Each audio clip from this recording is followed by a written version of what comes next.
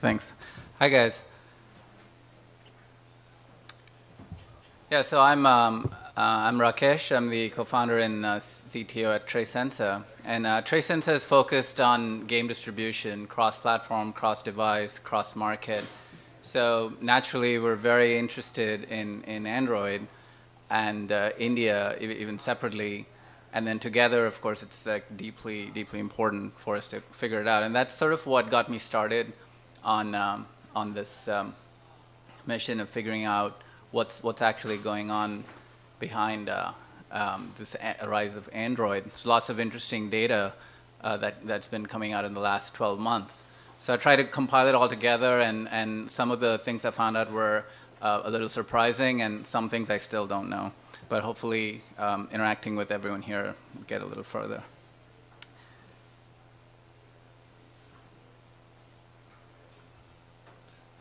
So firstly, my disclaimer, because what I figured out is there's just so much variety and so much information that some of it is you just can't generalize, right? It's a very big country, lots of all kinds of variation. You can even say fragmentation, much like Android itself.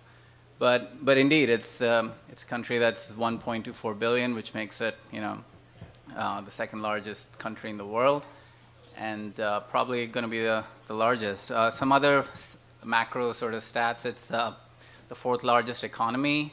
It's growing at 6%. The economy is growing at 6% a year, which sounds like gangbusters here, but is actually a drastic slowdown in India. And most of the demographics, mostly it's kind of a young country. You hear everything from half the country is under the age of 35. That kind of stuff. So very interesting market for those of us in casual games and especially mobile games. What else? Yeah, incomes are rising. Incomes have been rising steadily, and what I've noticed, I travel there a lot, is the sort of unique social structures in India. Maybe more of an Asian thing, where younger people kind of stay in their family homes even after they get married. So there's been a even greater rise in disposable incomes, and a lot of it goes towards mobile. And out of that big country, 900 million mobile phone subscribers, and that's 90% of all phones. That's including landlines. So this whole country is pretty much a mobile phone country. Internet penetration, some of you may know this, is much lower. It's 140 million, which means there's a tremendous upside because that's just over 12%, around 12% of the population, right? And some of you may have known this as well. Last year, mobile internet surpassed desktop internet in India. So that number, this number, 140 million, half of that is now mobile, which pretty much means that that's also the same number of smartphones in India, roughly. And that number is number 3 in the world, I think, from last week. Just went past Japan, I think. So a very interesting market, not just because it's number 3, it's got so much headroom, right? It's growing at a crazy clip, and that's 4x faster than the global average. So definitely huge growth, huge adoption of mobile internet and aka smartphones. So this is sort of the inflection point. Pretty much in the next 18, 24 months, we're going to see more smartphones and feature phones in India. And this is a country where half the country lives like on less than $2 a day. But all of that is Android. All these numbers, all the smartphones, 90%, maybe even more, it's just completely Android. iPhones are just way too pricey because it's even more expensive than here. First of all, you have to buy it all unlocked, and secondly, you have to pay for customs and import duties. You could get this one though. So taking a look at the devices, there's I don't think anyone's going to be surprised with who the leader is. It's Samsung. But what I found interesting, I mean, I know this. I knew this for many years. It's the local OEMs that are the most exciting. It's a super long tail, as we know, and but they're extremely innovative in catering to local market conditions, whether it's price or features or even the way content is provided. I just derived this chart, and you can see by price, and you can see there's very few. There's extremely expensive phones on the left side, and then there's a ton of sub $200, and then there's a bunch of sub $100 phones, smartphones. These are all smartphones running at least Android 2.3 and up, and approaching the $50 mark. This is, it reminded me of this Android fragmentation chart, which we've probably seen from time to time. It's very, very reminiscent of that. This is a global chart I just picked up, and this shows the breakdown of the OSs, right, on iOS. I mean on Android, and you can see that a good chunk is still 2.3, and that's what all those lower end phones are running. But that is changing pretty fast because this segment, the local OEMs, it's these guys and like 20 more, are growing really fast, and they completely customize their phones to the local market. They've even customized grammar, and what they do is they just they make phones that all have dual SIMs, local content. I mean, custom content, very aggressive pricing, even financing, whatnot. And they're all smartphones. They're all phones with GPUs and decent displays, capacitive touch. But this is the sort of tipping point that everyone's sort of waiting for, and I think it's around the corner. So a good phone, a good smartphone that we can play games that the chart-topping games that we see on the app stores right now. They are likely to be available for $50 soon. Even Google sort of hinted at this. That's definitely a tipping point because at that point it's the cost of a feature phone, and then pretty much no one will have any reason to buy a feature phone. So these are some of the reasons, some of the things behind this huge adoption. But there are a few others, right? I think the biggest one is really the demographic sort of dividend. A huge chunk of the country is really young, and they're very mobile friendly. Think like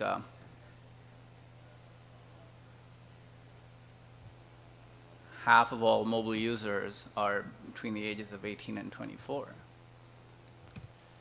And this is a bit of an older chart, but you can see the pretty incredible income growth in the country. That trend is definitely going to slow down. It's been slowing down a little bit, but you can get a sense of how this economy is just growing and what it can mean for a market that's starting to consume content on these newer platforms. I mean, you just have to think of what it was like 10 years ago here, maybe in the mid-90s, when your consumer behavior was shifting, everybody's going online. There's this company Flipkart, which is, I think it's close to going public, or it's very successful. It's like the Amazon of India. And so you have companies like that now, just web retailers. There's online banking, which is growing at a crazy clip for starting from a very low point. But all these represent shifts in behavior. Even when people are using these with lower-end phones, it's definitely getting people more accustomed to trusting the online medium as a place to buy things or consume goods. The amazing thing is it's all mobile. It's primarily mobile. So it's like they've just skipped over the whole PC internet phase, just like they've skipped this, went straight from agriculture to the services economy. It's like that. It looks like they're pretty much just skipping over the PC internet phase. So that's happening in the background, definitely another driver. So in all of this, another important part of the ecosystem is the number of carriers. There's like a ton of them. Of course, again, definitely long tail. Airtel, Vodafone are the biggest ones. Reliance maybe in rural areas, but and then there's so many. There maybe as much over a dozen, or maybe 14 or so, and they're all not doing very well. I think it's the lowest sort of revenue per user in the world for them because it's primarily voice. So they're absolutely desperate, and they're marketing very aggressively to get people switching to data, and they're making that very attractive, promoting it heavily. So much so that you can see the street view version of that slide. So this failing voice ARPU is really pushing people to aggressively get into data, whether it's getting infrastructure laid out for 3G and 4G to bundles and promotions. This is some of the ads you can see for 4G. This is pretty incredible. I mean, a lot of parts of the Western world haven't yet switched over to 4G, but it's being marketed in India already. Another piece of the ecosystem is the government, and they're rolling out a bunch of reforms now. They had a really bad last few years, mired in corruption scandals related to auctioning of the 2G spectrum way back when, and generally lack of sort of growth-oriented reforms and policies. But now that seems to be changing. They're rolling out a bunch of new stuff. Like even some of the things that we take here for granted are coming online now, like free national roaming and so forth. That's a picture of the telecommunications minister in India. He's holding up an Android tablet, which the government is kind of subsidizing. It's a $25 Android tablet that's going to be distributed widely. It sounds really exciting, but it's actually really low end, and I don't think anybody's that excited about it. It's not going to be playing games. It doesn't work with games, that's why. In addition to this, the real game changer, I think, is this concept of the app stores. The Android App Store universe is mind-boggling. And that's really, I mean, we've seen it here. Just prior to this, all the content for the Indian consumer came directly off the deck, of the carrier deck, and that's certainly a thing of the past. You still get a lot of content from your carriers now, and it's integrated with mobile billing and whatnot, but that's certainly not the only option available to you, right? Just like anywhere else. But the thing in India is, combined with the customized hardware, the devices, the local manufacturers, they also have their own app stores. The OEMs have their own app stores. The carriers have their own app stores. There's a whole ton of Android app stores. All of these lets, the good thing is it allows for curation, it allows for localization, and a myriad number of payment processing schemes. The bad thing, of course, is it's uneven quality of service, or even security sometimes, and just terms and conditions. But definitely the friction has been really decimated, I would say, when it comes to getting content. And it shows here, Google. This is from Google Play, Q1 stats, number 3. India's number 3. So ton of app downloading, at least, going on from India. I couldn't figure out where India ranks in terms of revenue. So that's one of the things I couldn't figure out. And this is sort of a global view. I mean, the Google App Store is supposed to overtake Apple, and it's on track to overtake Apple in a year or so, or maybe thereabouts. So and you know, a good chunk of this is likely to come from India. So tons of inflection points in the next 18 months, 18 to 24 months, and it's going to be really interesting to see what happens. In addition to all these sort of infrastructure and countrywide reasons that you know, Android is picking up, I think the one big one that I don't have hard data on, because I would have to actually ask King.com for it, is the new casual games, the new free-to-play casual games have just cracked the code, and usage for it is super high. They don't even need to be localized, you know, which is always something people in India tout. There's like 20 languages, and you got this and that. These games are doing really, really well by all indications. I've seen illustrative examples. There are whales in India who spend tons of money on these games just because all those friction points have disappeared, and especially on Android, where whatever payment model you're comfortable with, that is now supported. So this combination of the current crop of awesome casual games, casual mobile games, plus the support for microtransactions, which is also you know, how these games monetize, the variety of distribution channels that are local, plus all the other macro drivers that are going on, makes me think that it's Android adoption is, especially when it comes to mobile games, it's set for really big bang growth. I'm sure there are lots of challenges, especially, you know, understanding the local, the sort of the whole fragmentation, but that looks like you know, that looks like a much easier problem to solve, because what we can definitely what we already see is usage is really high, and there's so much room for that to grow even further. Thank you. And we have about 3 minutes for questions. If you have a question, please raise your hand.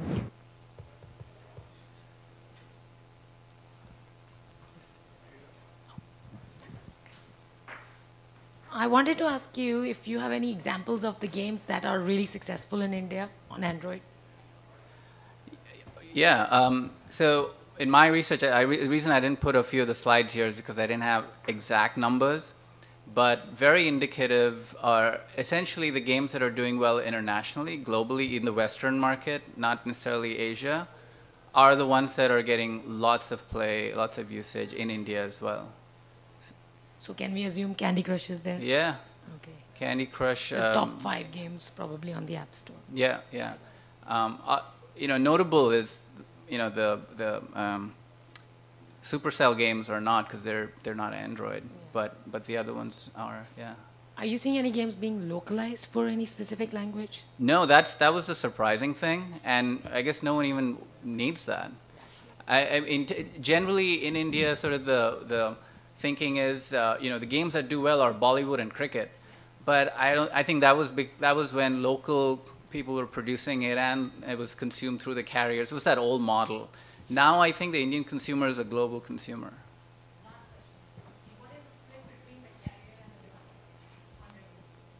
The carrier and the developer? I don't think the developer is even between the carrier. There's like 3 or 4 more layers of aggregation, but typically it's around 10–15% for the developer, a bunch of middlemen, and then carrier 60% or something. Yeah, thanks. Do you have any data on split of game players from casual games or social games, casino games, in the different categories of social games? No, I think it's I couldn't get that split. I wasn't able to get that split. But what it looks like is it's primarily casual. It's the demographic that's booming here. It's the exact same demographic that's doing well there. Okay, and the last question here in the back. And genre. Thank you for a great talk. My name is Bud. I was the lead game designer for a company in Vietnam for about a year. You'd mentioned that you feel like the breaking point is when the Android cost for the phone gets below $50. And I was curious what you think people will spend on apps. How are you going to monetize? Because when I was in Southeast Asia, getting people to spend anything on apps was just kind of unheard of. You know, our target audience is obviously the U.S., not because they don't have iPhones there. They have a lot of iPhones there, but they don't necessarily spend a lot.